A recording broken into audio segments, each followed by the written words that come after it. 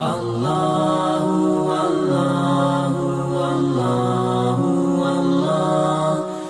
کا ادب یہ اتنی بڑی خیرات ہے کہ اللہ کے رسول صلی اللہ علیہ وآلہ وسلم کے صحابی ہیں حضرت ابن عمر رضی اللہ تعالی عنہ.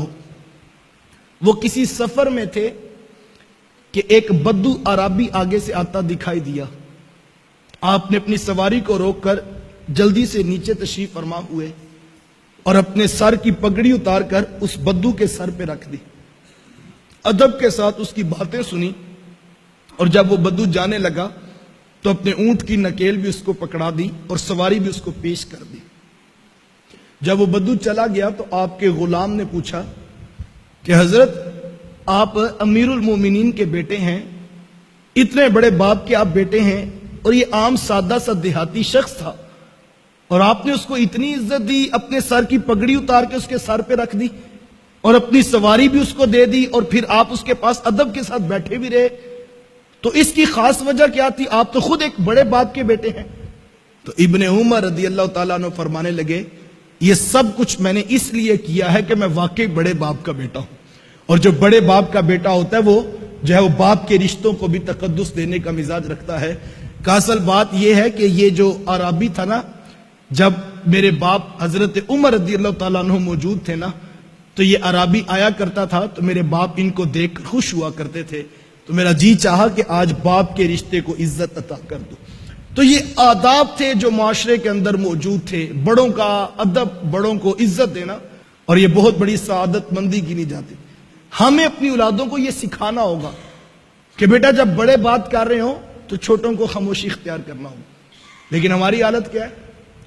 ہماری ڈرائنگ روم کی ٹیبل پر چند لوگ بیٹھے تھے اور ایک نوجوان جو ہے وہ ترکی بترکی جو ہے بڑوں کو جواب دے رہا تھا اور دلائل کے انبار لگا رہا تھا, اور سب خاموش تھے کہ سفید بالوں والے بھی چپ بیٹھے تھے کہ اب اس بچے کو کیا سمجھائیں.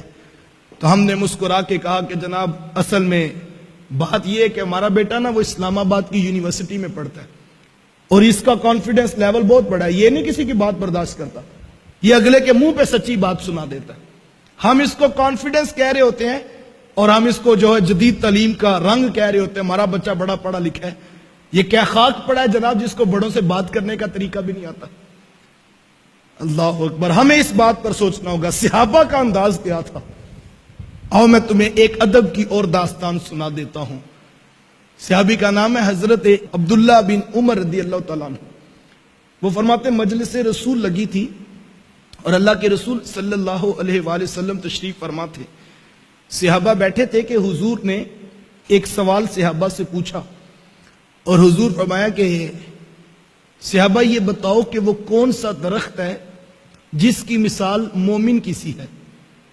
اب سب صحابہ خاموش, اور صحابہ فرماتے کہ ہم جنگل کی جڑی بوٹیوں کی طرف غور کرنے لگے کہ کون سا درخت ہے جس کی مثال مومن کی سی ہے, اور اس کے پتے بھی فائدہ دیتے ہیں, اس کا پھل بھی فائدہ دیتا ہے, اس کی جڑیں بھی فائدہ دیتی ہیں. فرماتے ہم سوچنے لگے کہ وہ کون سا درخت ہے جس کی مثال مومن کی سی ہے اور جو نفع بخش ہوتا ہے. فرماتے تھوڑی دیر جب گزری اور کسی کو جواب نہ آیا تو حضور علیہ السلام نے وقفہ سکوت توڑتے ہوئے خود ارشاد فرمایا کہ صحابہ وہ تو کھجور کا درخت ہے. اب مجلس برخاست ہوگی, صحابہ اٹھ کر گھروں کو جانے لگے.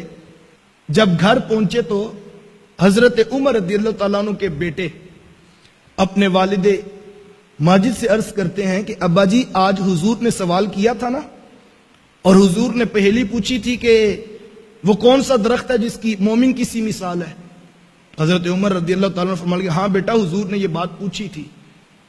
تو کہا کہ پھر جواب اس وقت تو کسی کے ذہن میں نہیں آیا. تو ابن عمر رضی اللہ تعالیٰ عنہ عرض کرتے ہیں اللہ کی قسم ابا جی مجھے جواب آتا تھا. تو کہا بیٹا آپ نے بتایا کیوں نہیں؟ اگر آپ بتاتے تو مجھے بھی خوشی ہوتی کہ عمر کے بیٹے کو جواب آتا تھا. تو ابن عمر نے کتنا خوبصورت جواب دیا. کہا ابا جی میں نے صرف اس لیے جواب نہیں دیا کہ جب ابو بکر و عمر جیسی شخصیات چپ بیٹھی ہیں تو پھر میں جواب کیوں دوں. یہ تھا وہ ادب جو صحابہ کے بچوں کو بھی آتا تھا. اللہ اکبر, کسی بات پر اگر بڑے خاموشی اختیار کر لیں تو چھوٹوں کو بھی پھر خاموشی اختیار کرنی ہوگی. یہ آداب تھے جو کل تک معاشرے میں موجود تھے، لیکن آج معاشرہ حیا باختہ ہو گیا، آنکھوں میں حیا نہ رہا، لباس میں حیا نہ رہا، اخلاق میں حیا نہ رہا، اور ہم جو ہے وہ تیزی کے ساتھ جو ہے وہ زوال پذیر ہو رہے ہیں۔ خدا را اپنی اولادوں کو آداب سکھائیے، یہ سب سے بڑی دولت ہے جو ہم بچوں کو سکھا سکتے ہیں، اور یہ ذمہ داری کوئی اسکول نہیں لے گا۔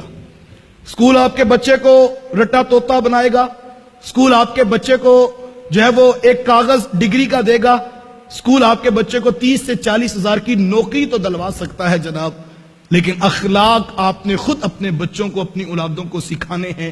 اور اس کا بہترین طریقہ کیا ہے، کس طرح اولادوں کو یہ اخلاق سکھائے جا سکتے ہیں؟